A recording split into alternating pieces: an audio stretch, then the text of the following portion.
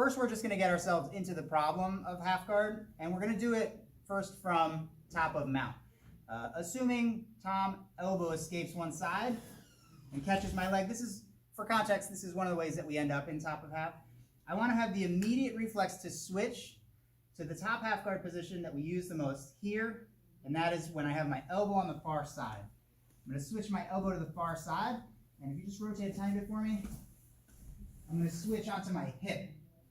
This puts my weight back down on Tom, like the side of my ribs are now on top, but it also allows me to bring my knee up against his body. So I have connections with my elbow at the neck and my knee at his hips. And then this is the position right here that I want to get to. When he elbow escapes this leg, right away elbow, and I switch to my knee here. Now if this leg is straight, I'm going to be pretty rollable. I don't have any base behind myself, I'll fall over. So you do want this little stem of your leg to be sticking out so that you have some base and some ability to push back into somebody who's like kind of pushing into you. So I do want you to have this base, this amount of base here. It's not a ton of base, but I'll talk about why that's actually a pro in a minute. Tom elbow escapes. I'm going to put my elbow on the far side, switch to my hip, my knee is against him, and I have a little base in my foot.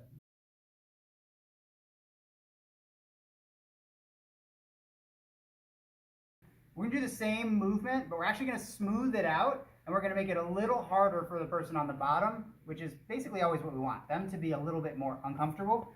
So what I'm going to change is I'm going to have you guys skydive in order to make that switch. So instead of he elbow escapes, and then from up here, I go one, and then switch, and then my ribs land, I'm going to have your ribs land kind of first. I'm going to have you skydive on your opponent. So he's going to elbow escape, and as soon as he's elbow escaping, I'm skydiving over to here. So he carries my weight for the whole transition, and it's a lot better for me because it pins the person down. He's going to elbow escape, and right away, I'm skydiving, and I float over to here. You know, Tom would report he receives my weight earlier, that's all, and then he carries it for the whole move. So.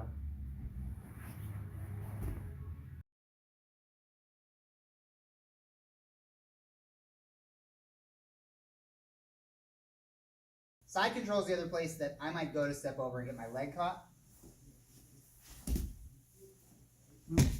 But I'm already here. My ribs are on his ribs, my elbows at his neck, my knees at his hips. So just so you know, you're here.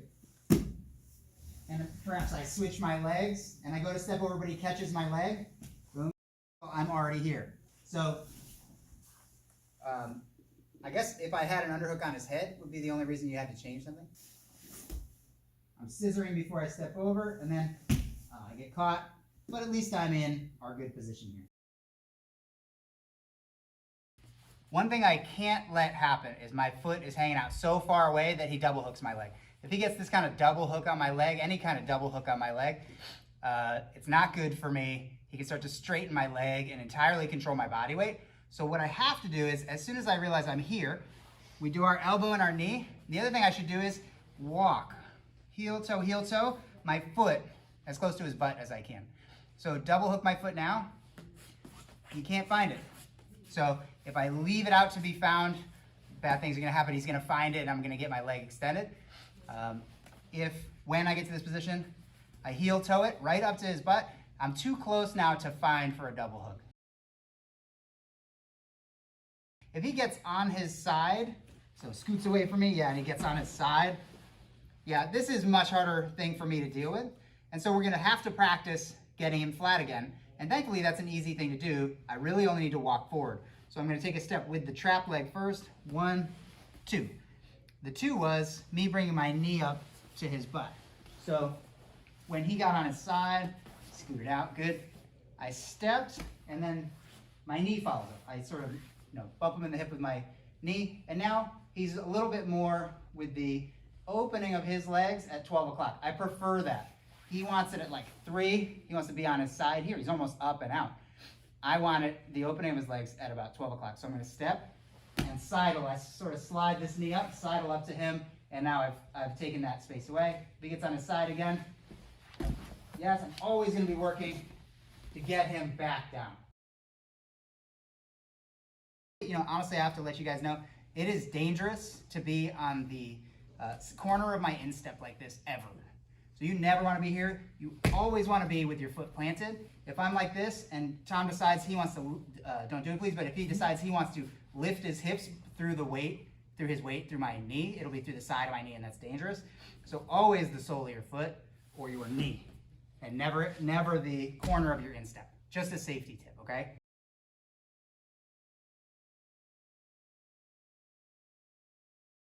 Basically, now I want to recover a position where he doesn't have control of my leg anymore.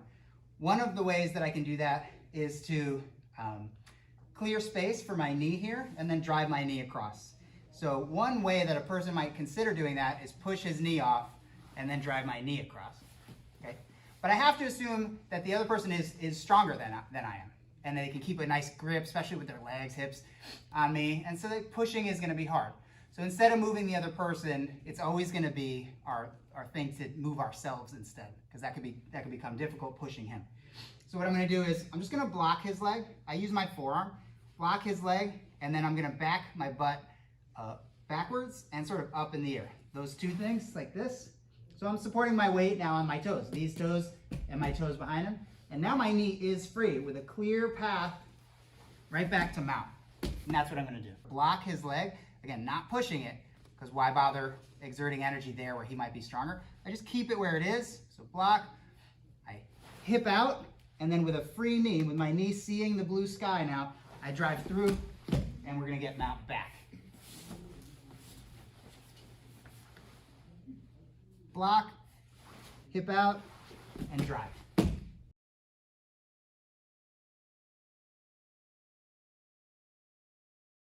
The thing about this position is I get a lot of generous partners who just let me step out. And they don't mean to be generous, but the thing that they're doing is one of two things. One, I told you before he wants to be on his side, and you notice that one of the more comfortable ways for him to do that is to put his foot on the floor and back out. So he puts his foot down the floor. Okay, good, he's where he wants to be. But the part that was not good was when he put his foot down, why wouldn't I just either step out or step over? Right? So I can be watching for this. So if you're watchful on top, you'll notice you have a lot of generous partners. So if he does that, I step over, I'm in mount, it's so much easier. Okay? That's because he was thinking of backing away. I usually give people the idea to back away by really getting this gap to 12 o'clock, the gap between their knees, because he doesn't want to be flat on his back yet. So a lot of people will put this foot down. They don't even think about it because it's just one of the better ways he could back his hips away from me. Okay, so that's one reason. The other is, admittedly, from this position, I don't have a ton of base behind me, and I feel it and he feels it. The only base that I have behind me is just that little foot sticking out there, right? Because my knee's against his hip. If I stick my whole leg out, I have a lot of base, but I'm pretty elbow escapable, so he could bring his knee under the open space there, and he could catch me in an elbow escape right here, right, like that, yeah. When he gets the idea to knock me over, go ahead, knock me over. Backwards? Yeah, he did it. But again, if I've been watchful, and if I look for this moment, I'll see that when he goes to bridge, he, again, opens his legs and puts his foot on the floor. So that's two reasons that this position, you'll find a lot of generous partners who let you step over. He doesn't mean to, but reason number one that he puts his foot down is to hip out, so go ahead. Perfect, looks just like that. So I'll sidle up. Reason number two is because this is not a ton of base behind me, and he can even, it's actually the only thing he sees. He can see that I don't have a ton of base there, and if he puts his foot down to bridge me off, that's a really good time to quickly step over to mount. I'll tell you that when you step over to mount, you are going to want to right your hips, and by that I mean don't just throw your foot over because he'll still roll me over. I want to right my hips, like get them square to the floor. We're going to do an exercise where I try to win timing. And what he's going to do is he's going to open his legs for one reason or the other. It might be, remember, his motivation might be to turn on his side, to put his foot down and turn on his side. So go ahead and do that one.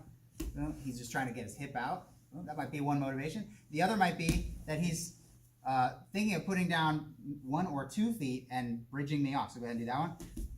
He's trying to bridge me off, take advantage of the little base that I have behind me. And I'm going to try to win on timing. But the other thing that I have to win on, not only does it matter that I step out when his legs are open, not closed. That would be the timing part. But I also have to have good placement of where I land. And there's two things that I might do. I might step out to side control, or I might go to mount. So we'll talk about side control first. When his leg's open, I'm going to presume he's going to generate power. Now the direction that he can generate power toward me is not exactly directly sideways. So if I step out and I put my foot here, he could probably actually still knock me over. Because which way is he going to roll? Yeah, back at the corner. Right? That's the way when somebody's hips come up that they generate force. So when he opens his legs and I step out, I'm going to step out further behind myself than you think. And this foot is strong. This leg, I'm pushing off this leg to keep his upper body flat. That's how I'm going to not get rolled. Okay? So one more time. He opens, I step way back, and I'm pushing off this foot, and I'm engaging with Steve here on our chests. Okay? So that's side control. Be aware that you don't just step out a little, you step out a lot. And also, I probably recommend stepping back with the one foot rather than, if he goes to bridge, then having 1, 2 things to do. But you could do it in an emergency. I prefer to step out with one because if I step out with one while he's bridging, it's very easy to then step to mount. Easier than stepping over first, actually, stepping out and then over. If I switch to 2 legs out, it's not as easy to go to mount. So if he goes and I switch and I kick out and I'm here, well, I've pretty much chosen. I've chosen side control. Whereas if I only step out the one and he's still bridging, that's a perfect time to step over. For mount, if I decide that I'm going to proceed to mount when his leg's open, I do have 3 things to do, right? I have to get my leg over, I have to get my hips square to the mat, and I have to get my hand out. It's a pretty long list, and a lot of things can go wrong when you're battling each other. So when the person on the bottom is trying. The extra piece that helps all 3 of these work better that I'm going to recommend is disconnect your chests. So if I'm connected to his chest, but I step over and I right my hips and my hands come out, he still, when he bridges, affects me because I'm connected to him.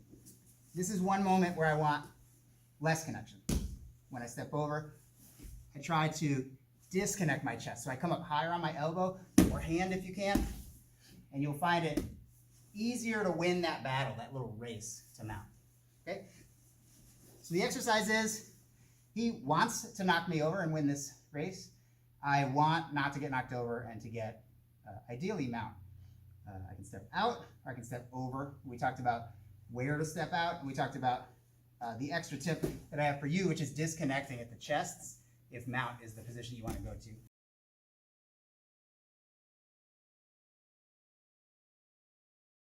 There is something that go wrong. I got this question from one of you guys, which is that he might bridge 1 leg instead of 2 for power. But when he bridges that one, and I start to step back, I might get hung up.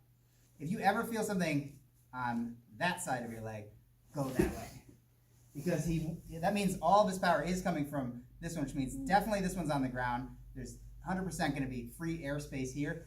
But I'm not going to step out, not easily. I would not even try to like figure 8 around his leg or anything like that. If you go to step back and you run into anything, go back to mount. You should start thinking mount right away.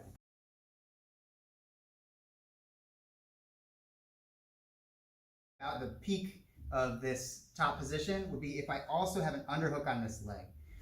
The easiest way to underhook this leg, because it can be very tight, especially if he's squeezing, then it's very hard to get in here, is if I straighten my leg. If I straighten my leg, there's almost always a gap of space in here that I can get a grip of his leg.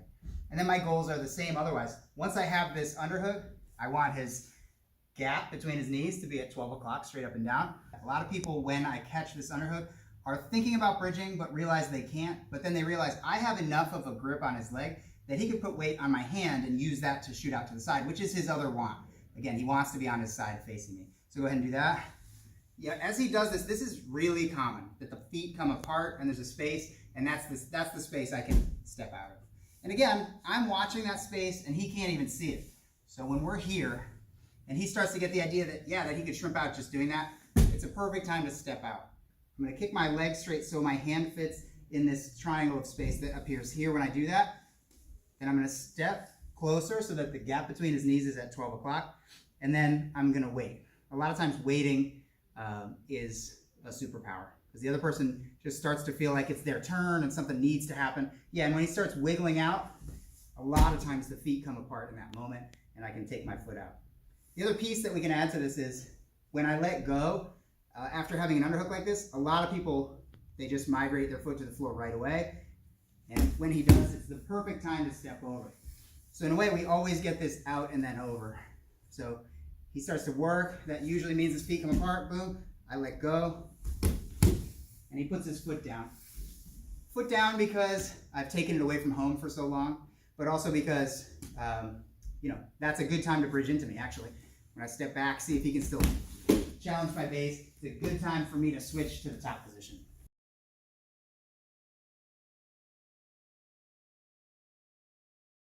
So a lot of times people will forget that first of all, if they open, I can step out. That's something we've talked about.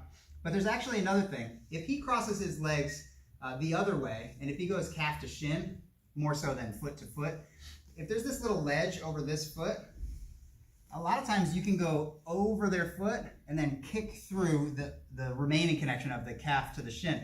And I just call this solving the maze. It is an easy maze. It's over and under and out. So if I'm watching and there's ever even a moment where a lot of people cross and then recross and they're trying to find the way that's most comfortable because it's basically an uncomfortable position, the more I tilt him, the lower his foot will be and more in reach. If I can get over the first one, and then it's kind of a mule kick. I'm actually pretty powerful to kick out between, even if there is some residual connection between his calf and his shin. Usually you can back kick right out of that. So over his foot and then out from between the legs. And again, I can let go, and if he starts to bridge, immediately step over to mount.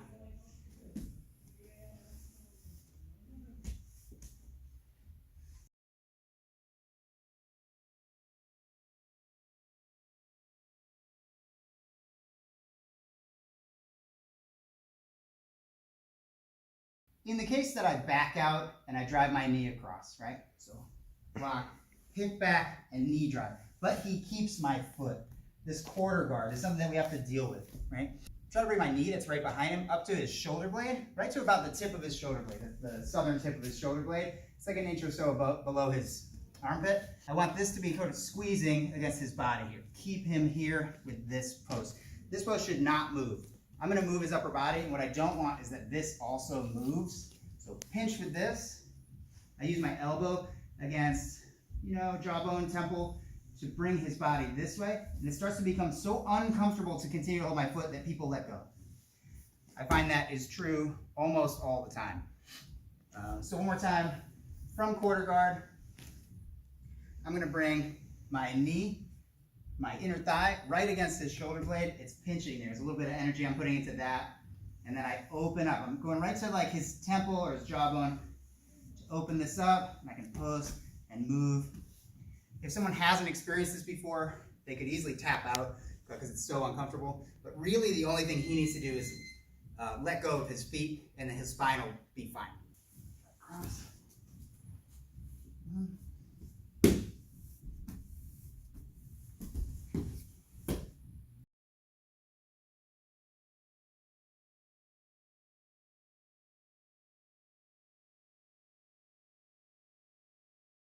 Sometimes you'll have people who turn fully on their side, okay? So this is a different situation. First of all, his back does arch. We are built to do that more so than we're built to side bend. This way, a lot of people are gonna be fine for a long time. But this is a mistake that ignores one of our sort of basic principles in jiu-jitsu, in that he's exposing his back to me.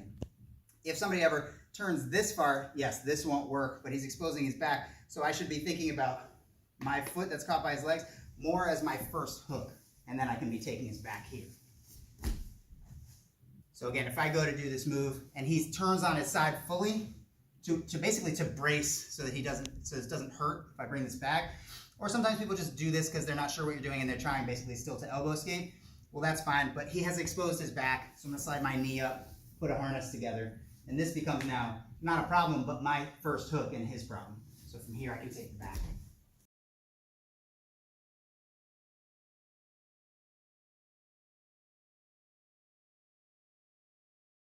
The other thing I can do from a standard quarter guard situation is look first for an underhook here. So I'm going to get an underhook before I go, and then I'm going to post my hips up, tripod up, cut this knee across, and now when my shin is across his femurs here, I actually have something to push with, to push while I pull. So it should be pretty easy to pull that foot up, and I'll be looking probably to switch into Kessa from there. I'll look first for an underhook. Don't do this without, because without an underhook, I get over here and I get out, but he has my back. So this is not good to do. Always have to do this with the underhook. If you want to take space away too, not a bad idea to go ear to ear here. Tripod up, cut this down, and get ourselves into a nice Kazagatame.